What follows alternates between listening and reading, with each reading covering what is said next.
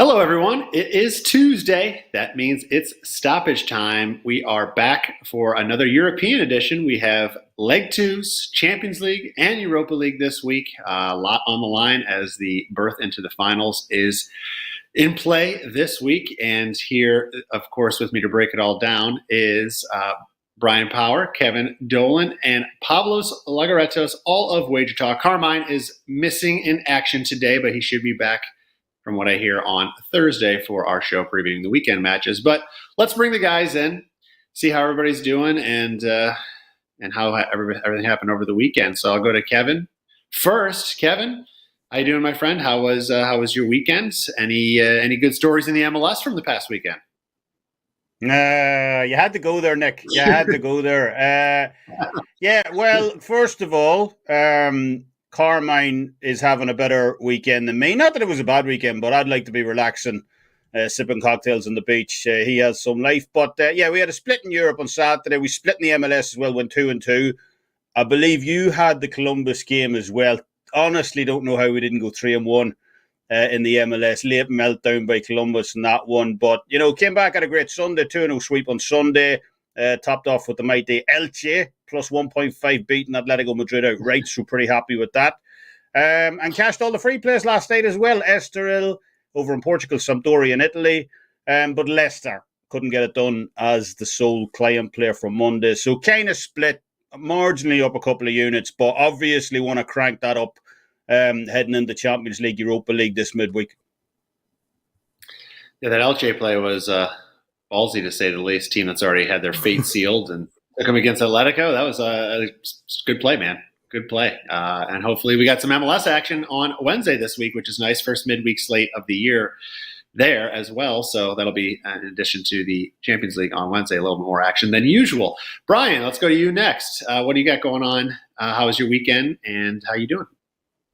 Yeah, Kevin winning on Elche, man. That's why they call him the King of Spain, I guess. But I had a winner myself on Sunday over in Spain with Valencia. I was hoping to, by the time I went over and saw my mom, I was hoping to tell her that I won both Valencia and Stuttgart in the same day. But alas, Stuttgart conceded late and had to settle for a push on that one. My Mother's Day dream dash there. It was kind of Splitsville over the week after a 4-0 Wednesday. If you listened to the show last week, it was quite good. I had Inter. That was my best bet in the Champions League last week. Couldn't have been easier there, going up 2-0 after 11 minutes in the Europa League. It took until the very last minute, but both teams, the score prop did cash there. Yesterday, I had to settle for a push with Leicester and Liverpool. I had said, maybe sprinkle a little bit of Mo Salah to score. I thought we were going to get that and the over to hit, but Mo looked like me on the pitch with I thought that was for sure the fourth goal they're going to get, but he airmailed it, man. So we'll take a push there, and onward and upward now to Champions League and Europa League this week. Is Liverpool going to backdoor themselves into a Champions League spot? Seems like it's just kind of destined to happen. I mean, they still need help from United with the game back, but it's quite the impressive push here at the end of the season for sure. So we'll see what happens there. Pavlos, let's round it out with you, my friend. How was the weekend, and how you doing? I had an excellent weekend. I should say that, Bryan, if you play like Mo Salah, if actually Mo Salah plays like you just gave out 3 assists in the APL, so you must be a pretty good player. But still, I had a spectacular weekend, a spectacular week, actually, and it's been really good in the last 10 days, 12-2, with plays graded 3% or higher. Perfect over the weekend. A small setback yesterday with 2 plays I had both teams to score in the Liverpool match and another Portuguese, but bounce back mode for today. I have several free plays loaded at the page. I have a 5% loaded for Wednesday. I won my 5% with what was it, Real Madrid midweek last week, and my 5% with Seattle over the weekend against Houston. So really excited to talk some midweek soccer with you guys, and there's a lot of plays, a lot of action going on in soccer. So let's dive into it.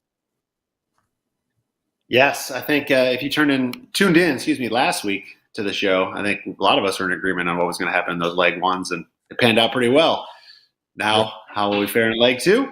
I guess it's time to find out. So let's roll right into it. We'll break down the first match, which is going on today. This is leg 2 of the Milan Derby. We have Inter taking a 2-0 lead on aggregate versus AC Milan this afternoon. So lots to figure out here in this match. Serie A Derby is always exciting. The question is, will we see flares in this second leg like we did 20 years ago and the match gets shut down? So, Pavlos, I'm going to go to you first to break this one down. You and Kevin are going to talk about this one. But, Pavlos, I'll give you the first dibs here. What do you think is happening in the Milan Derby today?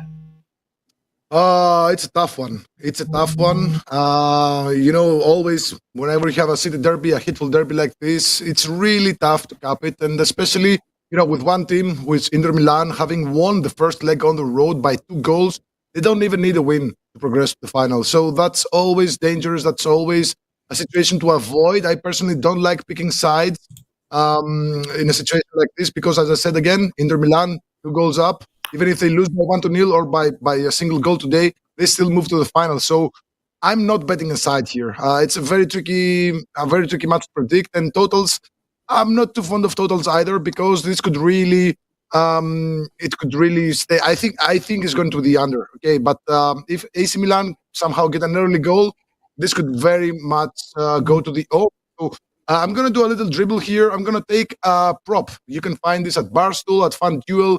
I think DraftKings doesn't have it, but I'm going to take the penalty kick awarded. Now, the referee, because you always have to look at the referees for these matches, is Clement Turpin. He's a French guy, and keep in mind that AC Milan do have 4 French guys in their roster. I'm just putting this out there. Now, this referee has a lifetime total of 188 penalty kicks.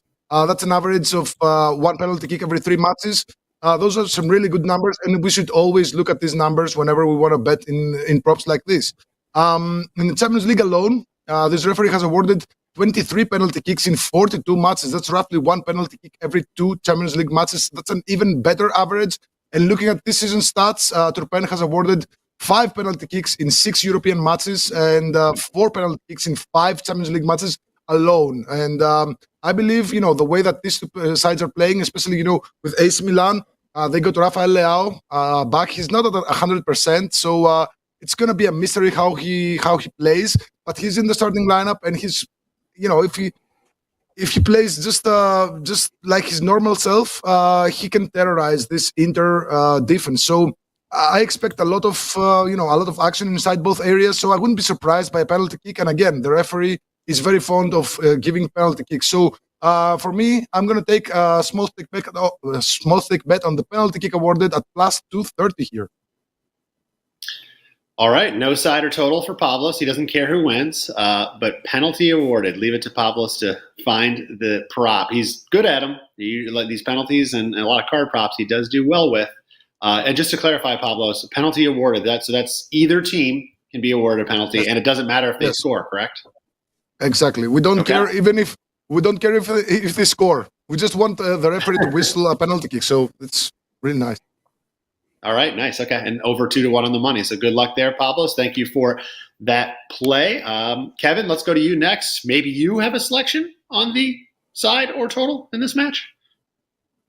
I do, as it happens, Nick. I wasn't covering this game last week. I was on the City Madrid game instead. But I remember listening to Brian's breakdown of this game and pretty much agreed, with everything he said. Stats-wise, Inter were clearly the better team. They were in the better form heading into that game. So, as far as I remember, he said something along the lines of don't overcomplicate it, back Inter, and obviously he was 100% right in that assessment. But, it's just funny because if you said to me at the start of this round that Inter were going to potentially win this tie 3-4, maybe even 5-0 on aggregate, I just, I couldn't have possibly conceived that. 2 arch rivals in their home city. You would expect this one to be, one to be as close as they come. Yet, 3-4-0, that's what we're facing here potentially as a scoreline and aggregate ahead of leg 2. So, as good as Inter are playing right now, obviously, I do believe kind of all the other intangible factors kind of favour AC Milan in this one. So, I do lean on them here, getting a half goal later today. We had that comical dressing down at the weekend, if you guys seen it, after Milan's 2-0 loss to Spezia, where the players had to go over and apologise to the ultras, which is it is kind of funny to see in one of Europe's top 5 leagues for them to do that. You know, you've seen Olivier Giroud and he's like, oh, I'm sorry. So, that's funny. I do like the Italians for that. So, look, they're going to demand a better performance here. The manager's going to obviously demand a better performance as well. The players are going to have to raise their game. And that's weighted by the fact also that Inter are going for their 4th straight win over AC Milan in this venue. So, you would have to imagine we get some response from this team. Look, they're the 7-time European Cup Champions League winners. So they have pedigree in this competition. We know that. And obviously, beat Napoli as big underdogs in the last round as well. So it's not a game that's made my card. But if I was playing it, I would be looking towards the AC Milan side of the play in this one, catching that half-goal head start. Plus, I'd be tempted to sprinkle AC Milan to qualify. I think it's at almost 10-1 at some books, which is a huge price because Pavlos mentioned if AC Milan get an early goal, and look, there's nothing as dangerous as a 2-goal lead. That is the most dangerous lead to have because you're kind of half taking your foot off the gas. And if AC Milan can get on the scoreboard early in this one, they could rattle Inter. So, from a straight side, definitely lean Inter, definitely lean Milan plus a half a goal, I should say, on this one. I like the play, Kevin. I mean, leg one is all about, which side's better. Take what the numbers, give you. And Bryan was right on the money there. Leg two is, you're right. It's situational. It's what do the teams need to do here, and Inter don't need to win, right? We know that they can even lose and still progress. So that will come into play and later in that second half, and getting a half-goal head start on AC Milan, and they could be tied, they could even have a lead, or they could be down one, and Inter's not going to be pushing for anything. They're going to sit back and take it. So I think that's a good opportunity to either continue covering or even back to recover for AC Milan. So if I pick a side there, I agree with you on that one, Kevin. Good luck. And Pavlos, good luck to you on your penalty awarded play there. Let's move on to game 2, which is on Wednesday. And this, of course, was a thriller last week. It was everything I think we could have wanted to see from 2 of the best clubs in the world, defending Champions League holders, Real Madrid and Man City. Looks like we're going to win the Premier League this year. 1-1 draw. I will say that match played out a little oddly in the fact that I think the better team in each half didn't score. It was the other team that scored in that situation. But we'll get into that here in a second. Bryan, I'm going to go to you first to break this one down. We got Man City, pretty heavy favorites here at home, as you can see on the screen. -164, draw 336. Real Madrid over 4-1 on your money. Huge price on the holders. What do you think is going to happen in this one, Bryan? All right. Do I love laying this price on Man City to win inside 90 minutes plus stoppage time? No, I don't. But let's consider a few things, okay? City is currently -340 to advance, give or take, depending on the book, okay? Those odds haven't changed significantly since the 1-1 draw in the first leg. What the odds makers are saying here is they're pretty confident that City is going to move on to the final. So unless you feel super confident that Real Madrid is going to send this into added time, it's a bet worth making, in my opinion. Also, let's not forget, a few weeks ago, maybe a month ago, I lose track of time rather easily, but when City hosted Bayern Munich in the last round, they closed in a similar price range to this, right? And we all were like, oh my God, this is crazy. Well, what did they do? They won 3-0. And here at the Etihad, City, they're unbeaten in the last 25 Champions League matches. That includes only 2 draws, so that's 23 wins if the math works out there. I think it does. And overall, we're talking about a 22-match unbeaten streak entering Wednesday with only 4 draws. Even in an obvious look-ahead spot Sunday, and I was one of the fools who took Everton plus 1.5 on Sunday. That didn't work out so well. It was 3-0 City in that one. So, I mean, there was no letdown there whatsoever. They win easily. Now, there's obviously, I don't need to tell you 3 or anyone listening, a gulf in quality between Everton and Real Madrid, right? But I just think I'm a lot lower just listening to the chatter entering this match on the idea that Real Madrid's going to repeat and win this competition again. I know they scored. You touched on this, Nick. They scored first in that first leg. They had 6 of the first 8 shots on goal in the second half. But it was City that controlled possession in the first half. Well, it's like 68%. Mm-hmm. And I thought they were the better team overall. Real Madrid had conceded 5 straight before the win over Getafe over the weekend. Again, golf and quality in terms of opponent. And if this price is too chalky for you, I'll say this. Combine it with both teams to score, yes. Bottom line, I believe we're going to see City in the Champions League final. I don't think it's going to require added time. Going back to the unbeaten run at home, City, they've won 15 straight at the Etihad across all competitions. They've scored at least twice in 14 of those. So certainly expecting them to win, that requires a goal. And again, if it's too chalky, maybe City wins 2-1 and you can combine it with both teams to score, yes. But official lean for the show is a very square play on Manchester City on the three-way line. Listen, Man City is favorites at the number they're at for a reason, right? 15 straight wins at the Etihad it's hard to get in there and win a match. We know that. I think this is going to come down to the adjustments that Pep makes. Antonio Rudiger did a fantastic job on Haaland in that first leg. He got 2 quick looks on goal, in that first, 10, 15 minutes, whatever it was. And that was it. In fact, Haaland had 21 touches in that match. That's the fewest of any starter on either side. So what does Pep do to get him, more involved in the second leg? That's going to be ultimately what's going to end up deciding this thing. If they can, if Real come out with another game plan, they can't come out with the same because Pep's going to adjust. So they got to, it's tactics, right? What adjustments are they going to make so you can counter adjust? And how are they going to try to keep Haaland off that, just keep the ball away from him? So I think that's where the key to this match is going to break down. Either way, we know Man City still have plenty. Their B squad has plenty of talent to continue to win and move on. For me, I'm actually looking at the opposite side, Brian, and I don't love it. I'll say that. But what I guess I feel more confident in is that Real Madrid won't lose by 2 goals, right? So on the Asian handicap, you can get Real Madrid plus 1 goal, which I think is it's a big number, right? So you're asking Man City to win by 2 to cover this. So listen, you could win your bet, and I might not lose my bet at Real Madrid plus 1 if they just win by that 1 goal. But I think it's just too good of a team with the know-how of how to win in this competition. Obviously, they're the holders. They've been fantastic.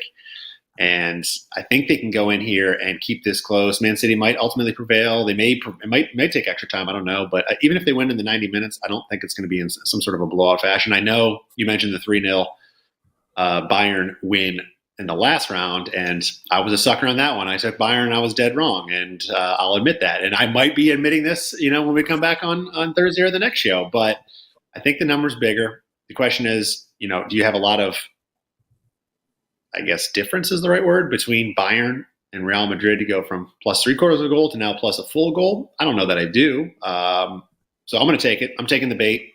Maybe I'm a sucker, but I think Real can at least keep this close enough. And I think the game plan from Haaland in that leg one was so good that I think they'll be able to do something similar. Might not be as effective, but if they can keep Haaland contained somewhat, I think they'll have a good chance to keep this close. So I'll go the opposite side, but I hope you win and I push. That way neither one of us are a loser. Brian, how's that? That sound very political? That sounds nice, man. Yeah, absolutely, man. Yeah. All right. Well, that's our Champions League breakdown. We're going to move on to Europa next. Before we do that, I do want to mention today is $2 Tuesday. Over at WagerTalk, you can get Adam Trigger's MLB play today for just $2. Adam has been killing it with both MLB and Korean baseball. So head on over to WagerTalk.com to check that out. $2 will get his play for today, and we will move on to the Europa. So we got 2 more matches to break down here on Thursday. These matches are first one on the docket: Bayer Leverkusen hosting Roma.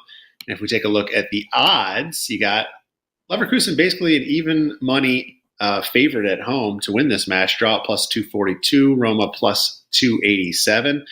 Roma come in with a 1-0 lead. I think the match played out as a lot of us expected, right? It was slower paced. Roma's very good at playing a slow paced style of match. Mourinho knows how to win in this competition. Clearly, he's won at every level of these 3 tournaments that there are. So the question is, can he do what he tends to do well and play out now another 90 minutes with a lead? Kevin, you and I are going to break this one down. I'll go to you first. I think you were on Roma, if I'm not wrong, in the first leg. What do you think is going to happen here in this one?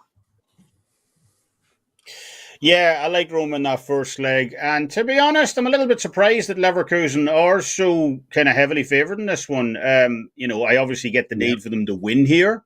But, there's a lot of kind of stuff swirling around Leverkusen now. They were pushed out of the European spots at the weekend with that 1-1 draw against Stuttgart, which Bryan mentioned. Obviously, have a huge game coming up against Gladbach this weekend as well, especially considering if Wolfsburg slip up against Freiburg on Friday. And, on top of that, we have all those rumours swirling around Xabi Alonso in terms of him becoming potentially the next Tottenham manager. He's publicly distanced himself from that a bit, but money talks, and there's still an awful lot of books out there showing him as short as 3-1 to take over in North London in the summer. I have an 8-1 ticket on Arne Slot, so I'm hoping Xabi Alonso stays where he is so I can cash that one. But look, there are obviously a lot of distractions going on with Leverkusen because of that.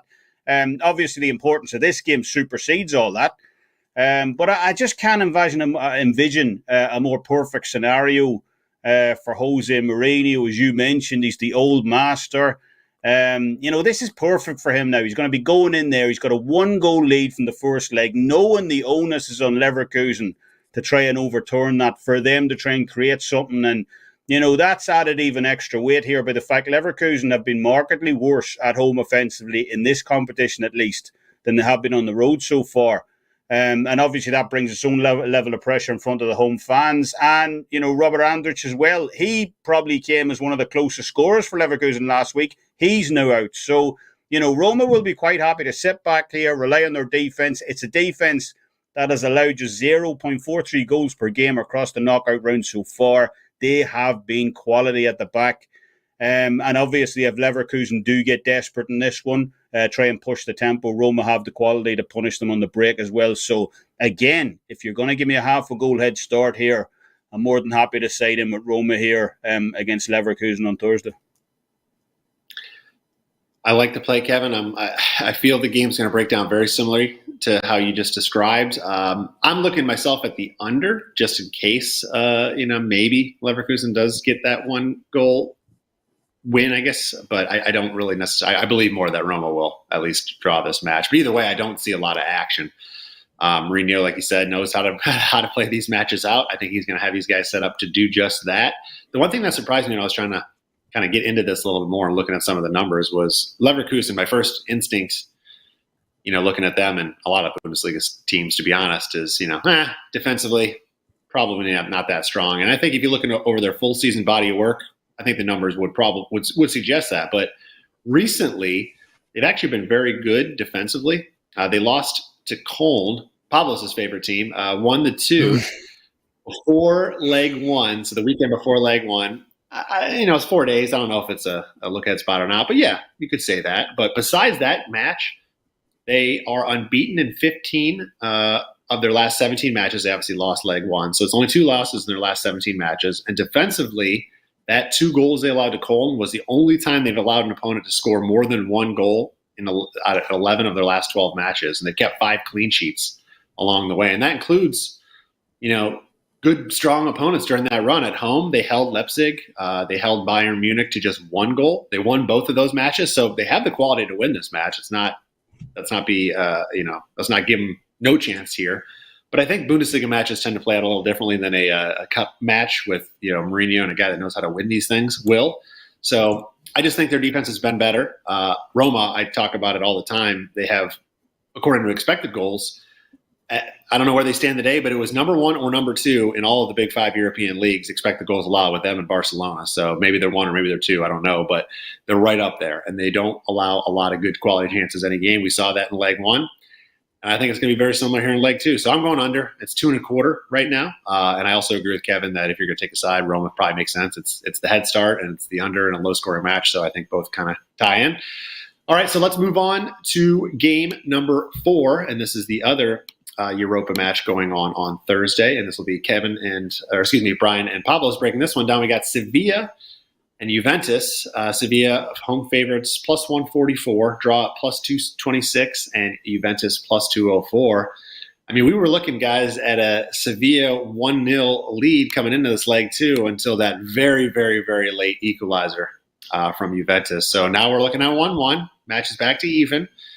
I'm kind of torn. I'm personally struggling here, so I'm hoping you guys can break this down better than I'm glad I wasn't breaking this match down. I'm not sure that I could. So hopefully you guys can sway me a little bit on what you think is going to happen in this match. Bryan, I'll go to you first. Sevilla, Juventus. What do you think is going to happen here?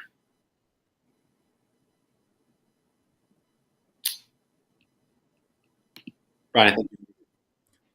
Okay, some of this sounds familiar. It's because you heard me say it last week when I broke down the first leg. Sevilla, they remain a bottom 6 defensive side in Spain by both actual and expected goals allowed.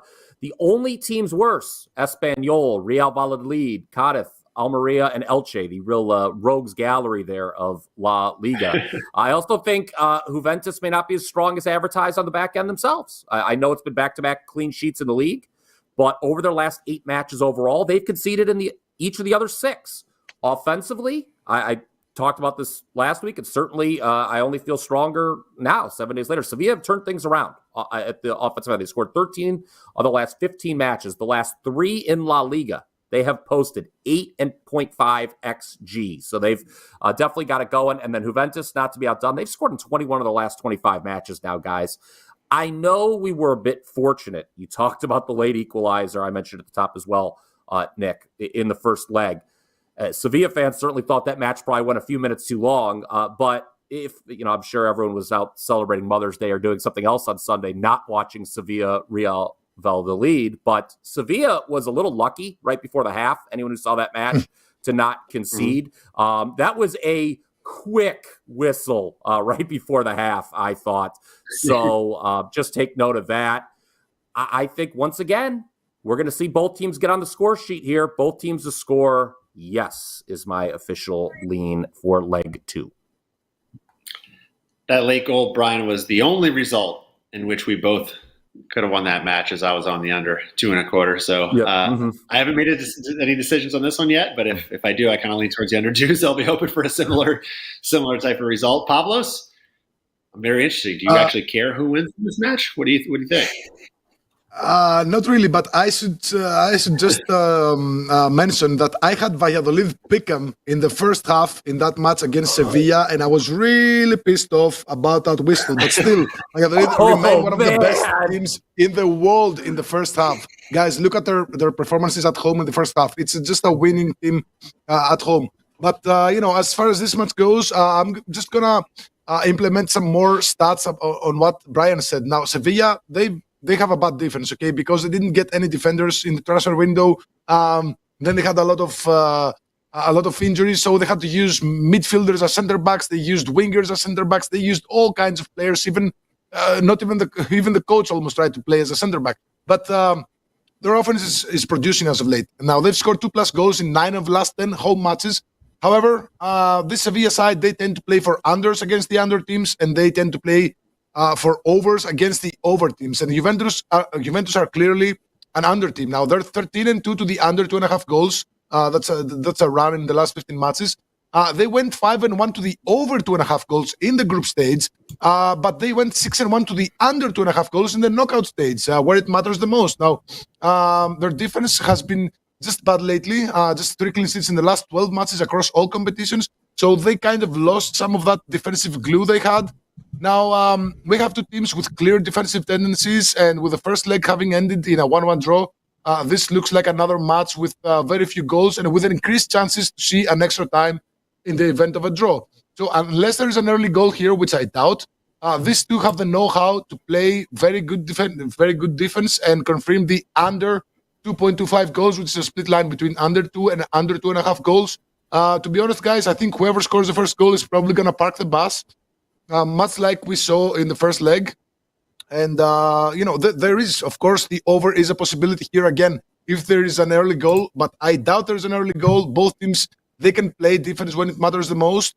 They have good pedigree, especially Sevilla in this competition. So I expect a very, very tight match between the 2 sides. And I'm going to take the under 2.25 goals, which a 1-1 draw leaves me more than happy. And then Bryan can have his both teams to score, doesn't care who wins. And I'll get half a win. So, team effort. So I'll take it. I see very few goals here. I fear this show has become too friendly. I feel like Kevin and I used to battle and call each other idiots, game in and game out. But now we're like, I hope we both win. I hope we both have a good time. Yeah. But I do like the breakdown, Pavlos. I agree that 1-1 does seem like the most likely scenario in this match. So that does allow both you guys to cash. But there's our breakdown, everyone, of the European matches this week. We're going to do a quick recap and let everybody know what's going on for everybody. Kevin, let's start with you. We'll put your suggestions up on the screen and what you have going on over your page at WagerTalk right now. Yeah, we got a 5% South American soccer play loaded up for Sunday, Nick, over in Brazil. Really looking forward to this one as the league's, really starting to kick into gear right now, 6 games in. Beyond that, we got a 4% play up on Champions League for tomorrow. We got a 4% MLS double pack up for Wednesday as well. 4% Europa League play for Thursday. Also, Friday's play is already up. I've been a busy bee during these first 2 days of the week. So ton of action going on right now. And we should have the first episode of our new boxing podcast out tomorrow as well. Obviously, we'll still give predictions out in WagerTalk today and WagerTalk Extra and so on. But this is more, supplementary undercard fights, upcoming fights, news and rumors and all that. So, looking forward to getting that started as well. Excellent. I like the 5% South America play. Is it Goyas? Atletico Mineiro? It was a lot of fun. These guys, they're good teams over there. That is it's a good competition over in Serie A, another Serie A. Good luck to you there, Kevin. Let's go to Bryan next. Bryan, we'll put your plays up on the screen. What do you have going on your page at WagerTalk? Yeah, 5 plays locked and loaded for Tuesday, guys. I mentioned at the top, we cashed Inter in that first leg. Have 2 plays on the second leg. Also have 2 MLB plays locked and loaded for today, both underdogs. So that's always fun. And then, of course, the NBA, after a 1-day hiatus, is back. Game 1 of the Western Conference Finals. Absolutely love the side here between Nuggets and Lakers out west. We'll be hitting the second tier, the playoff. I dipped my toe in the water there on Sunday, came away with a push, but we're going to be back for more on Wednesday there as well, and then plenty of action to look forward to this weekend, obviously on the pitch as well. So check out my page. We're going to see more and more plays posted here in the next 24 hours. Good luck to you there, Bryan. And for what it's worth, NBA is dead to me and our producer, Dan, I'm sure, as the Sixers have been eliminated, so we won't be watching anymore. Dan, if you're listening in, Doc Rivers is playing golf at the club today. So just 2 days removed, he's already coming out and said, "All right, I'm going golfing now." So there you go. That guy's That's cooked. what they're doing. Pavlos, let's go to you next, my friend. What do you got going on over your page at WagerTalk, and we'll get your plays up on the screen. Okay, I have a 5% Champions League banger for tomorrow, and that package actually includes 2 4% spreads in the MLS and 1 3% total in the MLS. I'm number 1 at WagerTalk in 5% releases since the soccer season started in late June, early August, 40 and 20 plus 69 units. And I'm also number 1 at WagerTalk in 5% Champions League releases in the season with 9 and 2, 82% winning rate. So I have a 5% Champions League for tomorrow. It's in a 4-pack with 2 4% MLS spreads, 1 3% MLS total, and I have a 4% total for Thursday. So it's in the Europa Conference League. So super excited about these matches, and I think we're gonna have a blast today and tomorrow. And also I have about 4 free plays loaded at the page, and one of them is a Brazilian. You guys and your Brazilian plays, I love it. I love it. Good luck to you, Pavlos. Myself, I have one best bet going like I did last week on Tuesday, Wednesday, and Thursday in the Champions League and Europa League. We ended up winning all 3 last week, all half winners. So hopefully we can continue that today, this week. And then I got a MLS 3-pack, going on Wednesday as well. And then, of course, over on the golf side, it is the second major of the year, PGA Championship this week. I have a 5% play loaded in that pack. Hit the outright on Jason Day last week at 19-1, winning the Byron Nelson. So hopefully we can cash another outright this week, going for outright number 7, but that's available right now over at WagerTalk.com. Gentlemen, Thank you, as always, for joining me, breaking down this European card. A lot will be decided here, and the finals will be set after this week, so excited to see that. We will be back on Thursday as their domestic leagues are down here to the final 2, maybe 3 weeks to for Serie A matches. So there's a lot on the line for a lot of these teams, so a lot to break down. Carmine will be back, as I've being told, on Thursday's show, so we will see you guys then. Good luck with your bets this week, and we'll see you guys on Thursday. The WagerTalk family has expanded. We're announcing the addition of 5 handicappers previously found exclusively at Sports Memo to the WagerTalk family, making the industry's #1 lineup of handicappers even stronger. To celebrate, we're taking 50% off every regularly priced package through Friday, May 12th. So without further ado, a WagerTalk welcome to Ronald Kabang, formerly UCapper, Jeff Michaels, formerly JM Sports, Don Buster of Buster Sports, Nick Borman, and Pavlos Leguertos. To take advantage of this incredible offer, use coupon code WELCOME2023 at checkout and get 50% off a daily, weekly, or all-access package up to 365 days with any of these Fab 5 editions. Make sure to check out their homepages where you can learn more about them, grab one of their free plays, and become familiar with the handicapping styles by reading the write-ups of their last 20 plays. Remember, Welcome 2023 saves you 50% off any non-Monday packages for any of WagerTalk's new handicappers.